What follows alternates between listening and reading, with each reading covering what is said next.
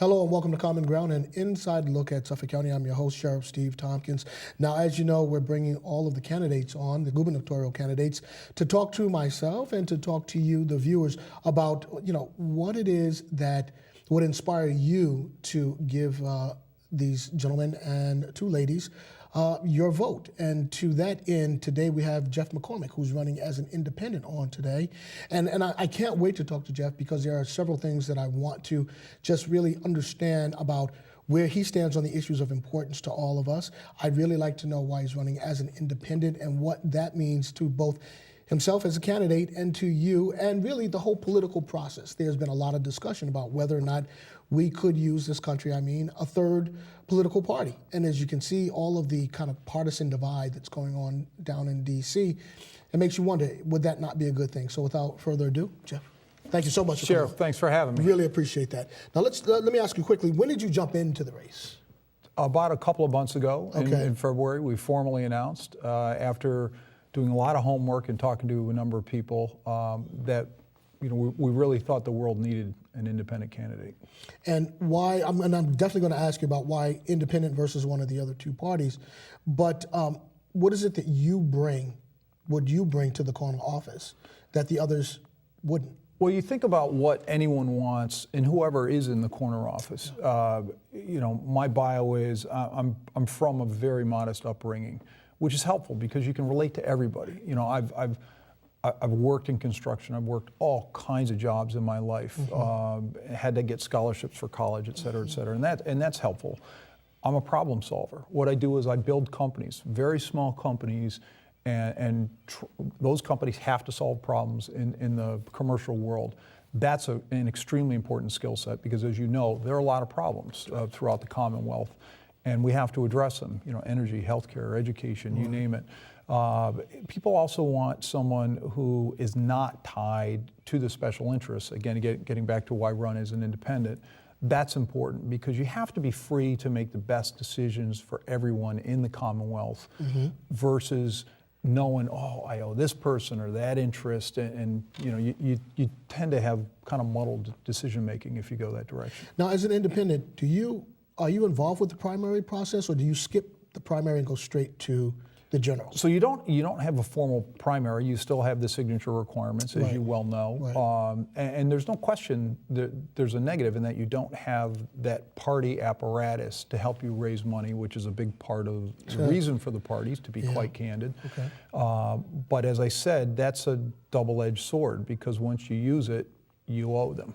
And that does prevent you, I think, from making some pretty obvious and clear decisions. So let's jump into the issues. Tell us where you stand on healthcare. Well, healthcare, and be mindful that over my 27-year career building companies, I've worked in healthcare and education and energy and biotechnology and software. So it isn't as if I think some policy members told me about something. I've experienced it on the street with companies trying to grow and make a living.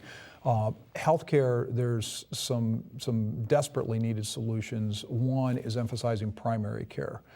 Help people out earlier on because 75% of the healthcare dollar is spent on chronic conditions. So get there early.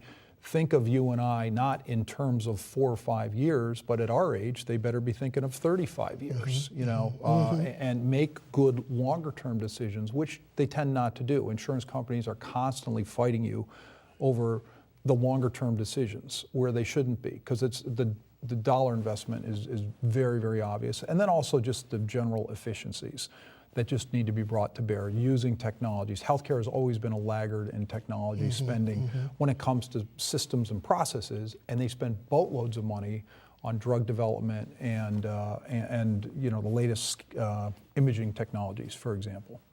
So through all of your years of working in a variety of companies, when you talk about the boatloads of money that is spent in healthcare, how would you reprioritize those dollars so that it wouldn't cost Joe and Jane Public so much money for healthcare? Well, I'll tell you, healthcare is becoming a huge line item with our small businesses that we finance. Right. And big businesses, although they don't like it, they can kind of absorb it because of their size. For a small company, when you get these double-digit increases year after year after year, it chokes their growth, and that's where all of the job growth comes from, is small businesses. It's so important to grow those kinds of companies.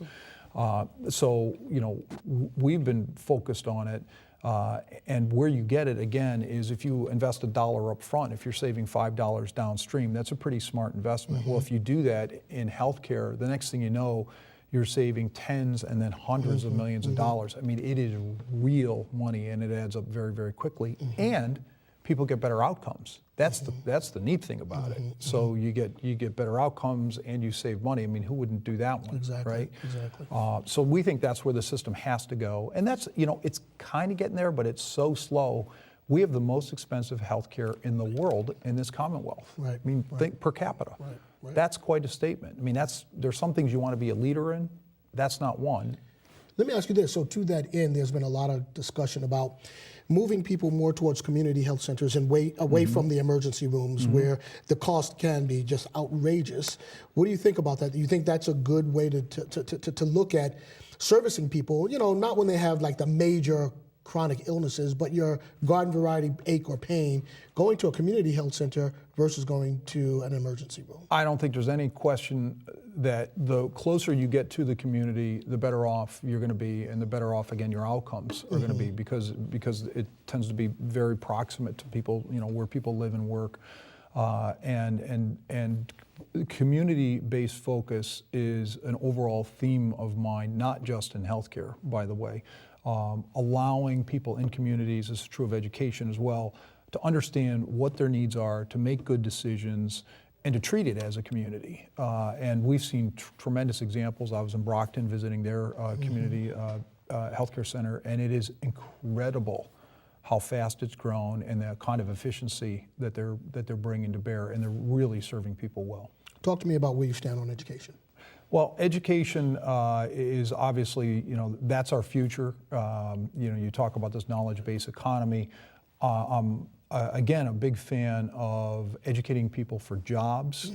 So look at what is out there, in the words of the great hockey player Wayne Gretzky, skate to where the puck is going to be, not to where the puck is. Point kids in that direction, emphasize vocational training, and then community college is very strong.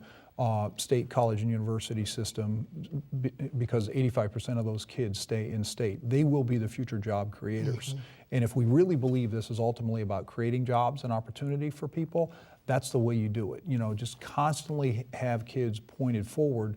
But again, remember that whole community-based focus, and there's a lot of kids that don't have the security that you and I had growing up, that don't have the support from our public school teachers and our parents and our coaches, that were so important to the two of us. So let's make sure that network is there. That's why organizations, like the Reggie Lewis Center, I mean, it's just amazing what they have to offer as an anchor for a community. Things like that to me are critically important. So let me offer you this. I'm a trustee at Roxbury Community College, and one of the things that we find year in and year out is that the kids coming from the public school system, when they first, even on the community college level, have to take remedial courses before they can actually move up to the college level courses. How would you deal with that in the public school system, that K through 12? Well, I think, first of all, let's start at the beginning. I mean, we have to emphasize early childhood education, and let's make sure kids, when they really begin reading and everything else, that they're not already 2 grades behind, right? Or 2 years behind. Then moving throughout the system, we have to start using technology better than we do. We happen to have a math teaching software company that we get remarkably higher math scores after a year, and it only costs $16 a kid. It decreases the dropout rate significantly, which decreases chronic unemployment, which decreases incarceration, right? So let's start here to get that outcome, because I'd rather invest $16 in a 4-year-old than invest $60,000 incarcerating someone. And there is a connection, and you can't deny that. So I think that obviously kids have to be ready for college, but we also have to not push them into the next grade, because you might be very strong in math and sciences, and I might be strong in the arts, and we're going to be in front of the other person or behind the other person a little bit. That's okay. Just keep allowing us to master whatever we're trying to learn. So I'm old enough to remember vocational schools in New York City, where I grew up. They had high schools just for vocational, voc ed. When you had civics, it was called social studies when I was coming up, but when you had civics, when you had physical education, and when you had the arts. I remember being in the 6th grade, and I walk into the class, and they gave me a clarinet. You know, and what am I going to do with this clarinet? Yeah. I switched that out for a trumpet, but the point that I'm trying to make is that you need those classes, and because of budget cuts, a lot of that has been taken out of the school system. And I believe when you do, particularly with civics, if you don't have civics, kids don't understand what community is all about and how government interacts and works with community. And if you have that going 2, 3, 4 decades forward, is there any wonder why people are reticent to want to vote and be involved with the political system? I tend to say it's because they don't believe it, but here's where I'm going. What do you think about STEM, the science, technology, engineering, math courses? How important is that for our kids? Well, I think they're extremely important, and math is the underpinning of all that, which is why we developed the company to teach math, and we're doing it all over the United States, by the way, not just in our backyard. But that's not the only way forward. Computer sciences are getting pervasive throughout. You go to a manufacturing floor these days. Right. I tell you, a lot of people work in those machines. They need the basics of computer science. So we do have to allow kids to understand robotics and fun things that'll get them engaged, and they might think, gosh, I want to be an engineer. You know, everyone wants to be, playing in the NCAA finals like last night, but that's not, we all don't have the tools to do that. Well, go UConn. There you go. I'm telling you, Right. They were great. So I do think it's very, very important, again, to expose kids to it. But remember that there's a lot of other disciplines that have job opportunities.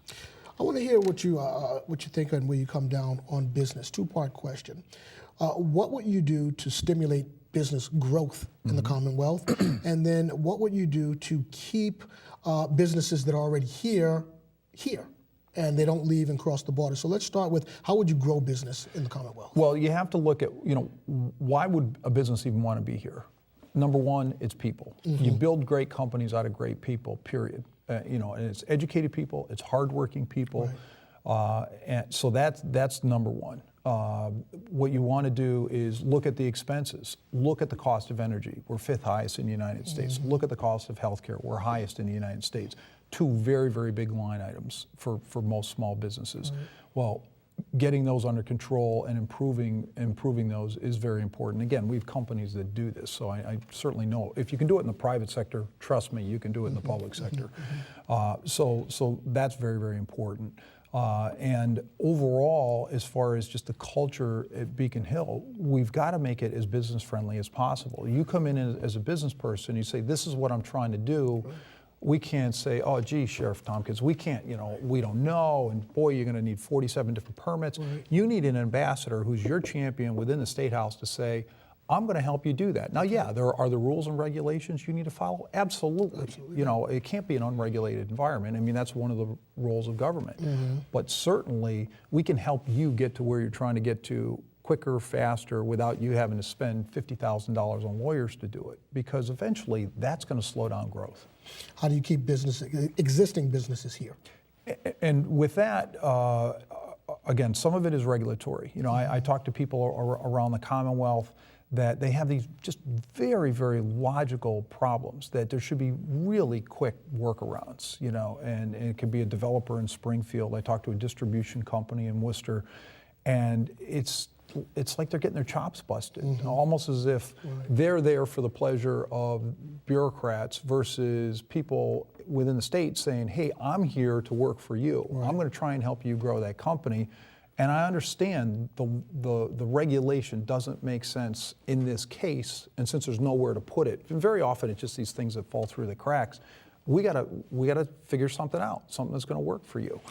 What do you think about tax incentives to keep businesses here? You think that's a good idea? Absolutely. I think there's something very real, especially in the gateway communities, which, as you know, are the 26 communities, largely the non-Boston MSA, that has tremendous potential, tremendous opportunity for development, and also to either bring companies back, manufacturing companies, or expand those. In some cases, create little clusters of expertise in certain areas, so that whether it is a robotics or whether it is printed circuit boards or whatever, because once you have that in an area, and several companies, then you can really have an innovation district within a particular domain. I want to just circle back. I'm going to go to housing and affordable housing specifically in a moment, but I want to circle back to education for a second. Charter schools, do you think the cap should be raised? What do you think? What's your thoughts on charter schools? Well, remember the intent of charter schools was to basically experiment, try different models that could do better. And there are some phenomenal examples of success. Right. And candidly, there are some examples of mediocrity as well.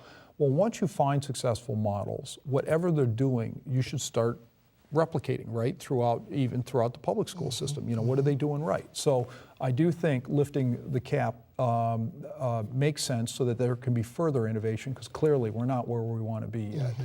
With that said, they're not the answer everywhere. Trust me, there's a lot of places around the Commonwealth that a charter school would drain so much of the resources out of the public school system that you probably would end up with a couple of weak schools. And you're certainly not going to completely transition from one to the other in the areas that certainly that I know of. So do they make sense in places? Yes, they do. But the whole system, we've got to really start rethinking this, because the outcomes we're getting are just not adequate. Because we have to remember, we're competing globally. That's right. This is not just, we're competing against New Hampshire. How do you convince the teachers' unions, not just in Boston, but throughout the Commonwealth, that we have to be competitive?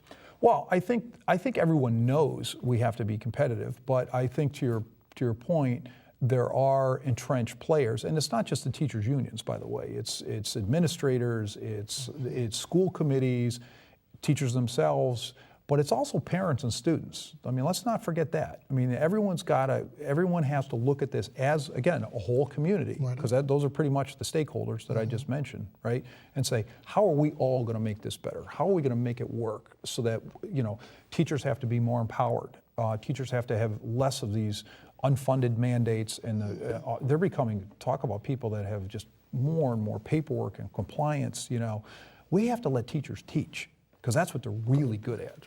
That's right. Good point. Affordable housing. Yes. Housing in the macro, but affordable housing also, because we have a lot of, particularly in Boston, where we're at today, you've got a lot of luxury condos and other units coming online, but it's that low income, moderate income family and individual that's really finding it hard to actually stay in the Commonwealth when you talk about it. I mean, we've got a lot of kids that come to school here, but they can't live here, so they go elsewhere and they take that talent with them. What would you do about housing? Well, several issues. I mean, one, I couldn't afford to buy a place until I was in my very late 30s, after being here for many years, just because it was just plain old too expensive for me. And I would have loved to have been a property owner I lived in JP and other areas. It would have been great. But I lived in JP also, and then they got rid of rent control, and I didn't live in JP anymore. So you and I were moving out at the same time, apparently. But I think it's very important that we be mindful that we have to have adequate housing, and it's for young couples too. It's for people right out of school. We want to keep them here, to your point, but you can't change the laws of supply and demand. I mean, that's just that's just a fact of capitalism. What we can do, though, is look at places where can we develop housing that is more affordable for people. And again, when you talk about the gateway communities, there is some incredible opportunities with housing and business clusters. So we have to look to develop those using the tax credits you had mentioned earlier, because that's the most logical place to start, because the land is there, a lot of the buildings are there, they just need to be renovated and such and upgraded. So that has to be a big part of the growth of this Commonwealth. Right. In fact, in some of the suburban communities, they're actually, my understanding is they're building complexes that have an urban feel, so that you don't have to come into a Boston or Cambridge, and that sort of stuff if you want that feel. Public safety, which is where I live. Sure. Talk to me about where you stand on that issue. Well, obviously that's critical to any society. I love what we're doing locally, talk about getting into the community and really understanding and innovating and trying things. Particularly the Boston Police Department has done a great job of kind of getting back to the roots in the community. I happen to believe that some of what their findings should be exported to other towns and municipalities throughout the Commonwealth. That's one thing that we could do better, by the way, and that's one thing the state ought to help with. How about the overwhelming preponderance of black and brown boys in the criminal justice system? How do you work with these families and these kids to keep them out of the system? Well, I'm going to get back to the beginning. I'm going to talk about 3- and 4-year-olds first. I think a lot of crime is really a function of poverty. I don't know your feelings on it. So if you believe it's an issue of education, of having real communities, kids need security, kids need continuity, and kids need community. They just do. Guess what? They're going to find all that in a gang if you don't give that to them in a healthy environment. So why not give it to them in a healthy environment, have the government support that, and it also just makes it makes you feel better, it's cheaper in the long run. Think of all these children as an investment. You're just investing in their future. I mean, it's like you can pay me now or you can really pay me later, right?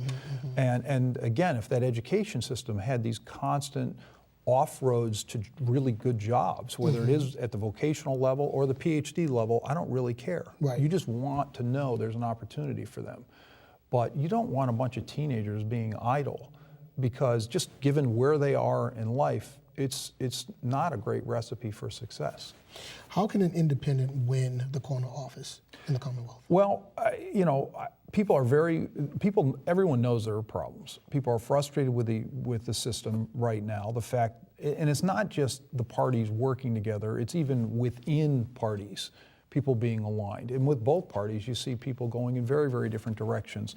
If you're running as an independent, the one thing people know, you don't owe one person or another or a special interest and everything. You want to make the best decision for everyone in the Commonwealth all the time. And Angus King, who was a 2-time governor of Maine, he's now a U.S. Senator, had me down for a long dinner this fall and said— He's a good man. I met him years ago when I worked for FEMA. Yeah, he's a good man. He is. And Angus said, Jeff, it is so much easier to govern as an independent because everybody knows you're trying to do it for the right reason, which doesn't mean you make the best decision. You don't bat 1,000 here. But you really are going in the right direction all the time, and you get people within the party that used to be fighting to work together and say, you know what, that's right, that's the right thing to do. Morally, it's right. It's the best return on investment. Let's get it done. If people, we've only got a few moments left, Jeff.